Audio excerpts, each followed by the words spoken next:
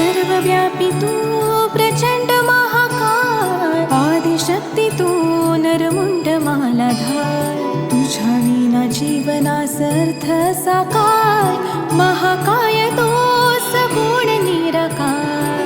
ओम नमः शिवाय. ओम नमः शिवाय.